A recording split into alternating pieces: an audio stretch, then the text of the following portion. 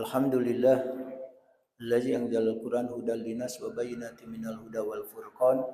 Asyhadu an la ilaha illallah wahdahu la syarikalah wa asyhadu anna Muhammadan abduhu wa rasuluh. Allahumma shalli ala Muhammad wa ala ali Muhammad. Amma ba'du.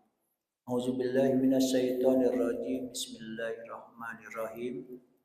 Ayawaddu ahadukum an takuna lahu jannatun min nakhil wa a'nab tajri min tahtihal anhar lahu fiha min kulli thamarat wa asabahul kibar wa lahu zurriyah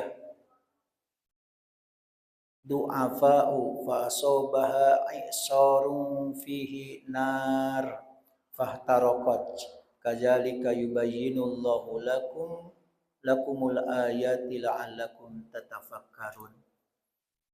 Ayawaddu ahadukum, apakah ada salah seorang di antara kalian antakuna lahu jannatun, yang ingin memiliki atau mempunyai kebun min nakhilin, baik itu kebun kurma, wa a'nabin atau kebun anggur, tajri min tahtihal anhar, di mana mengalir di bawahnya itu sungai-sungai. Lahu fiha min kulli thamarat, dia mempunyai dalam kebun tersebut segala macam buah-buahan. Wa asobahul kibar, kemudian datanglah masa kibar, masa tuanya. Walahu zurriyah du'afa'u, kemudian setelah tua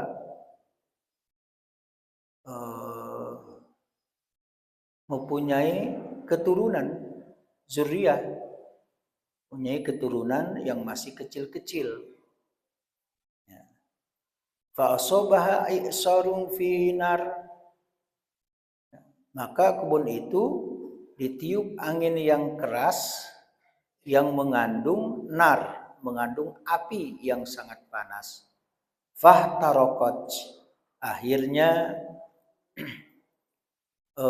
terbakarlah ia.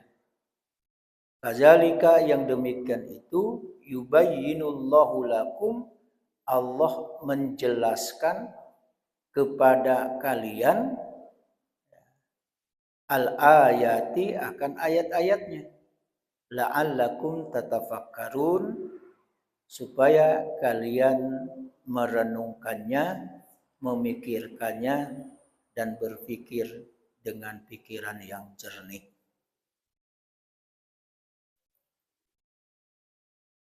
Bapak Ibu rahimakumullah, supaya terekam dulu, di awal dikasih tahu dulu kesimpulannya.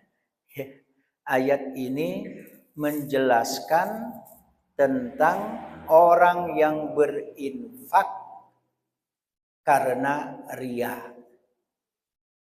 Sekali lagi, orang yang berinfak baragiah, menyumbang tetapi riya, kemudian mengungkit-ungkit dan menyakiti orang yang diberi, suka juga membangga-banggakan. Itu kesimpulan. Sebenarnya kalau sudah disimpulkan bisa pulang. Itu kesimpulannya ayat ini. Pulang awalai. Diaduan sarapan makan gitu sekali. Orang gak pulang kok masuk. Itu kesimpulannya. Jadi kesimpulan ayat ini adalah orang yang memberi, berinfak, menyumbang tapi riya. Satu, suka mengungkit-ungkit yang diberikannya, menyakiti orang yang diberi, membangga-banggakan apa yang ia berikan. Inilah ayatnya. Bapak Ibu rahimakumullah, kalimat ayawaddu ahadukum menurut ahli balaghah ini termasuk isti'arah tamsiliyah, di mana sebuah keadaan dengan keadaan yang lain di mana disebutkan bersedekah ya, itu memang menjadi suatu bala bencana dan disindir oleh Allah jika ada unsur-unsur yang lain. Bahkan menurut ahli balaghah ini, bahasa ini, ayawadu ini adalah istifham inkari, pertanyaan yang mengandung pengingkaran. Ya. Banyak orang mengingkari ayat-ayat padahal sebenarnya Allah benci. Jan itu jona di pabue misalnya. Pakai pertanyaan. Pakai pertanyaan padahal orang yang bertanya itu berang sabananya. Berang sabananya. Makanya itu namanya kalam inkari atau istifham inkari. Seperti yang ada di ayat ini. Kan ada pertanyaan ayawaddu ahadukum, itu kan pertanyaan. A-nya itu pertanyaan, istifham namanya, kata tanya. Tapi banyak diingkari. Sama dengan kaifa takfuruna billah. Bagaimana kalian mengingkari Allah? Itu pertanyaan yang banyak diingkari. Makanya namanya istifham inkari. Lah jaleh kamati awak ya masih juga mengingkari kematian. Seakan-akan kita tidak akan mati-mati. Padahal ya takut mati atau tidak takut mati, yang mati pasti. Betul enggak? Muda atau tua, masalah kematian mati pasti. Pasti. Ya. Para nabi dan rasul mati. Kaumnya mati. Yang tua mati, yang muda mati, yang kaya mati, yang miskin mati. Ya. Ya. Pengurus mati, jamaah mati, ustaz mati, ibu di ustaz kareh ibu.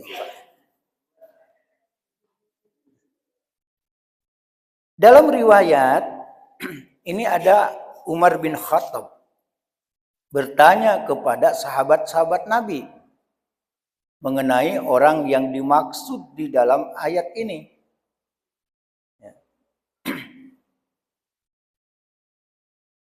Mereka menjawab bahwa Allah lebih mengetahui tentang maksud ayat ini.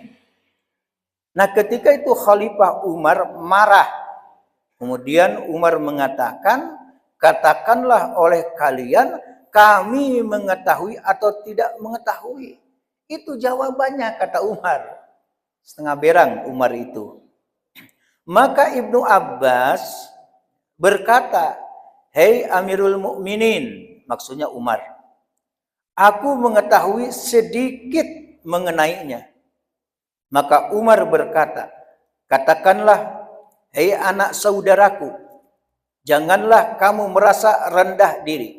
Maka ketika itu Ibnu Abbas berkata, makna ayat ini, kata Ibnu Abbas, mengandung perumpamaan yang dibuat oleh Allah untuk menggambarkan suatu amal perbuatan.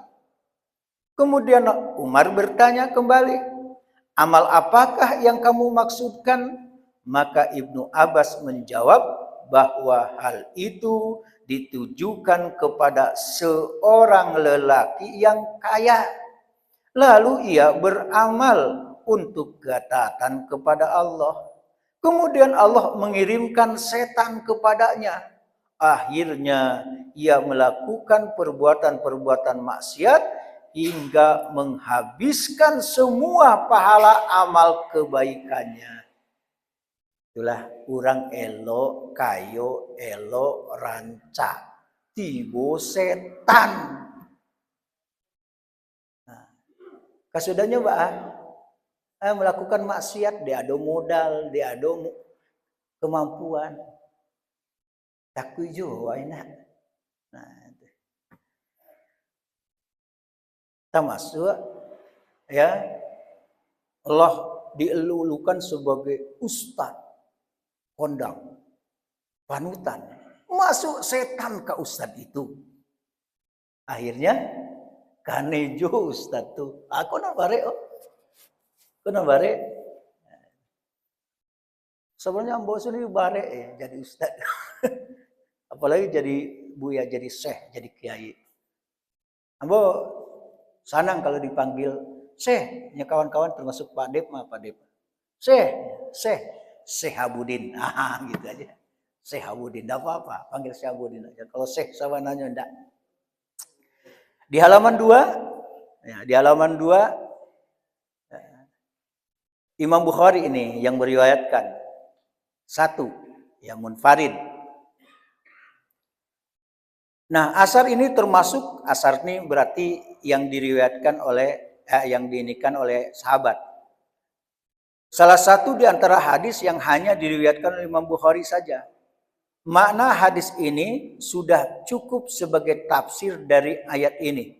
Yang kesimpulannya menjelaskan perumpamaan suatu amal yang baik pada permulaannya.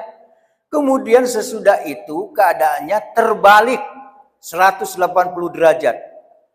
Orang yang bersangkutan mengubah sepak terjangnya hingga amal baik diganti dengan amal buruk. Nah, ini kan terbalik betul itu. Ya, terbalik. Semoga Allah melindungi kita dari hal yang tersebut. Ya, amin, amin ya rabbal alamin. Mudah-mudahan. Amal yang terakhir menghapuskan semua upaya amal soleh yang telah mendahuluinya. Lalu ia memerlukan kembali sesuatu dari amal soleh yang pertama dalam keadaan yang sempit. Akhirnya ia tidak dapat menghasilkannya. Padahal ia sangat memerlukan amal solehnya. Jadi jangan sampai awak babuek baik, siap itu tidak ada dinilai oleh orang banyak. Dia karena perangai dan perbuatannya. Makanya setan itu masuk, halus masuk tuh. Di mana setan itu masuk ke diri kita? Melalui aliran darah. Sekali lagi, setan itu masuk ke tubuh kita melalui aliran darah majredam. Itu kalau dalam hadis sahih, majredam. Jadi masuk ke aliran darah. Coba. Tarasona di apa-apa di ibu di kita nan hadir kuah. Setan masuk ke diri kita. Tarasona kini kau. Melalui aliran darah. Tarasona. Enggak. Enggak ada taraso. Masuk. Kalaulah seluruh aliran darah itulah kesetanan, kira-kira bang. Nah ini yang dikhawatirkan. Luar biasa juga ayat ini berupa perumpamaan. Oke, kita lanjutkan masih di halaman 2. Fa asobaha i'sarun fihi nar. Ya, fahtaraqat. Kemudian datanglah masa tua pada orang itu. Sedangkan dia mempunyai keturunan yang masih kecil-kecil. Maka kebun itu ditiup angin keras yang mengandung api. Lalu terbakarlah kebunnya itu. Disabui terbakar. Ya, kita karena di apa mah kini di Paninggahan. Ya, Bukit Gagoan yang menjadi tempat itu ya terbakar di Paninggahan, terbakar bukit itu. Jadi kita doakan mudah-mudahan tidak ada dunsana kita yang kena di Paninggahan, di Bukit Gagoan. Nah, itu kan view-nya luar biasa di sana, tempat orang naik. Sedang terbakar. Ini beda, bukan cerita yang di Gaguan Paninggahan, bukan. Nah, yang dimaksud lafaz i'sar. I'sarun, nah itu kan ada i'sarun. Angin yang kuat lagi keras. Angin tersebut mengandung panasnya api hingga terbakarlah semua ya buah berikut pepohonannya. maka dapat digambarkan bagaimanakah keadaannya kalau sudah terbakar seperti itu. Samojo amal kebaikan habis. Ya. Di dalam tafsir yang lain disebutkan kata i'sor ini adalah angin kencang yang berputar-putar. Ya. Ada angin kencang yang berputar-putar. Ya, puting beliung ya. Kemarin kejadian di Padang Panjang juga. Ya, teman kita yang di BRI dulu, yang kawannya Bu ini, ada kena rumahnya, lapor kepada kita dalam minggu kemarin. Berputar-putar ya, dengan sangat kencang. Kemudian si angin kencang yang berputar-putar tadi menerbangkan semua yang ada di permukaan bumi. Itu namanya i'sor namanya. I'sor. Ya. Jadi kalau ada angin puting beliung menerbangkan i'sor, akanlah santing awak bahasa Arab. I'sor. Nah, ala santing bahasa Arab awak. I'sor. Halaman 3. Ibnu Abu Hatim meriwayatkan dari jalur Al-Aufi dari Ibnu Abbas yang mengatakan bahwa Allah membuat suatu perumpamaan dengan cara yang baik dan memang semua perumpamannya adalah baik. Begitu cara Allah menyampaikan firman-Nya, pakai perumpamaan. Nah, gitu. Bahkan ada juga banyak perumpamaan seperti amalkan naria itu seperti debu yang ada di batu yang sangat licin, diterbangkan oleh angin yang kencang. Artinya apa? Tidak ada nilai sama sekali. Bahkan perumpamaan itu sama, ya, orang dengan yang melakukan kesirikan.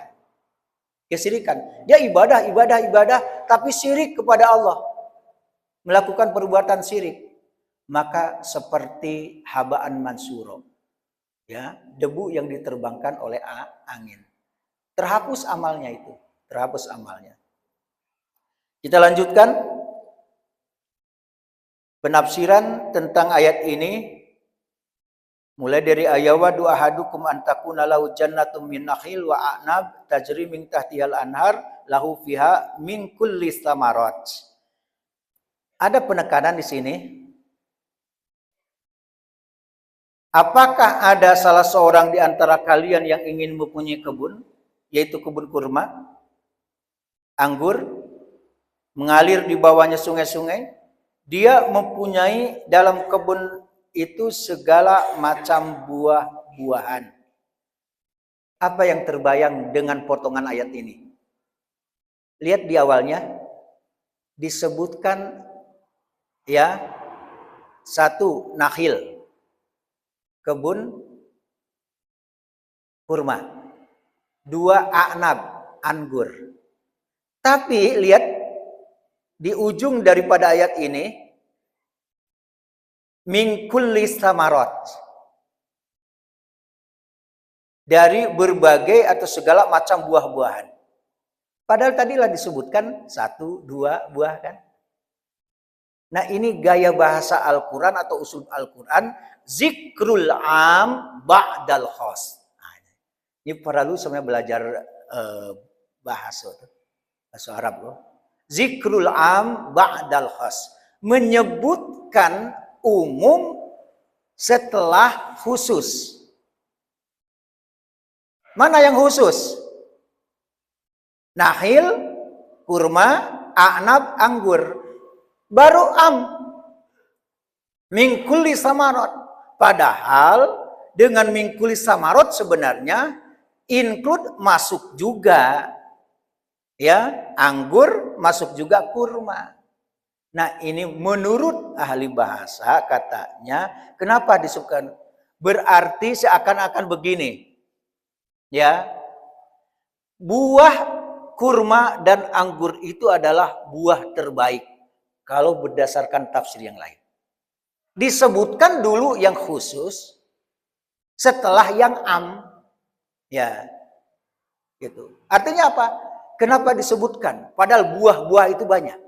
Tapi didahulukan dulu nakhil atau tamar. Tamar itu kurma, ya, nakhil sama dengan a'nab. Menurut ahli bahasa, ini menunjukkan yang dua buah itu memiliki keistimewaan. Baik kurma, baik anggur. Itu menurut ahli bahasa. Kita lanjutkan. Jam 6. Sebentar lagi. Ibnu Abbas mengatakan bahwa hal tersebut dibuatkan oleh Allah untuknya di saat ia masih berusia muda. Ayawadu ahadukum. Kemudian wa asabahul kibar. Ya, kemudian datanglah masa tua pada orang itu. Sedangkan anak-anak dan keturunannya masih lemah, makanya du'afa, ya, masih lemah. Di saat ia berada di penghujung usianya. Lalu datanglah angin topan yang mengandung api yang sangat panas hingga terbakarlah semua kebunnya. Sedangkan dia tidak lagi memiliki kemampuan dan kekuatan untuk menggarap kembali lahan kebunnya itu. Sementara itu di kalangan keturunannya tiada seorang pun yang dapat diandalkan. Maka demikianlah keadaan orang kafir di hari kiamat kelak. Jika ia dikembalikan kepada Allah, maka ia tidak mempunyai suatu kebaikan pun yang dapat diandalkannya. Sama Jawa, ya, awak tua anak baru masih kete-kete enak.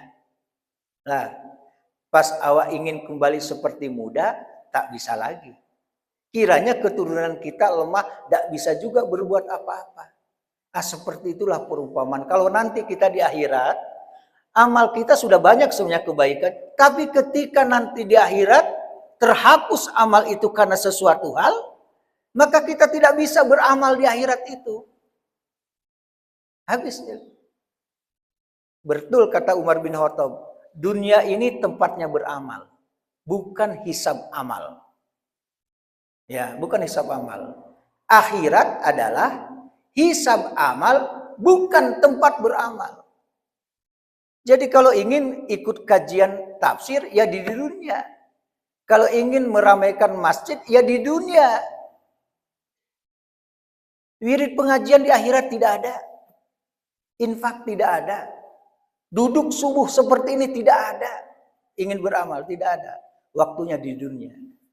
Alhamdulillah. Ini kan luar biasa nih amalan angka-angka bapak, ibu-ibu semuanya ini. Istiqomah yang hadir sebanyak nanti bo. Wah, ya kan. Berapa kesantiangnya? Ya. Ya, Pak Leman. Ini Ustaz Iskandar. Namanya rancak mana Iskandar.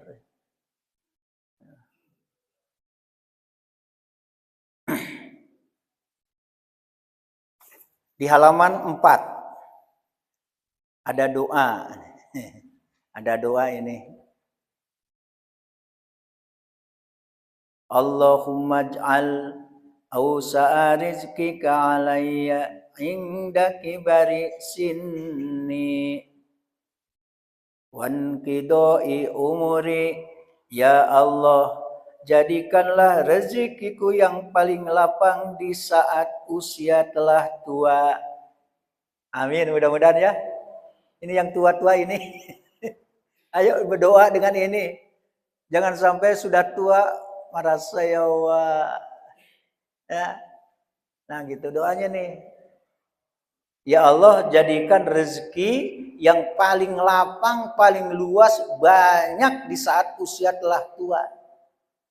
Dan ketika aku berada di penghujung usiaku, minta rezeki itu. Ya. Sekarang kan belum tua betul ini. Ya. Ini meski itu hebatnya Padang Panjang nih. Semua ya mantan pegawai di Kota Padang Panjang namanya Palito Tuo. Paham enggak gitu? Ini baju yang Palito Tuo. Palito Tuo itu ini paman enak. Palito tua. Biarpun tua tapi jadi palito. Makanya palito tua. Energik, semangat, dan berdoalah dengan doa ini.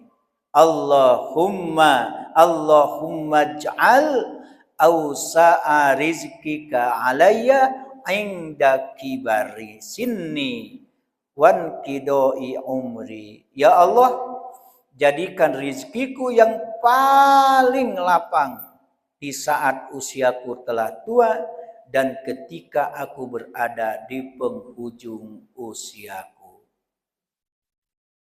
Kita lanjutkan ayatnya yang terakhir, kadzalika yubayyinullahu lakumul ayah la'allakum tatafakkarun. Demikianlah Allah menerangkan ayat-ayatnya kepada kalian supaya kalian memikirkannya. Yakni agar kalian mengambil pelajaran dan memahami perumpamaan-perumpamaan serta makna-makna yang tersirat di dalamnya dan kalian memahaminya dengan benar sesuai dengan makna yang dimaksud. Ya. Ini sama dengan surah Al-Ankabut ayat 43, wa tilkal amsal nadribuha linnas wa ma yaqiluha illal alimun. Dan perumpamaan-perumpamaan ini kami buatkan untuk manusia dan tiada yang memahaminya kecuali orang-orang yang berilmu. Kecuali orang-orang yang berilmu. Makasihnya. Le ada orang nan lahi langsung berilmu. Indah. Al ilmu bita'allum. Ilmu itu jo caro balajawa. Makanya belajar sampai mati kita belajar. Mudah-mudahan setiap kegiatan apapun yang sifatnya menuntut ilmu dan untuk menambah ilmu hadiri oleh kita. Hadiri. Orang yang berilmu dia akan menggunakan akal pikirannya dengan baik.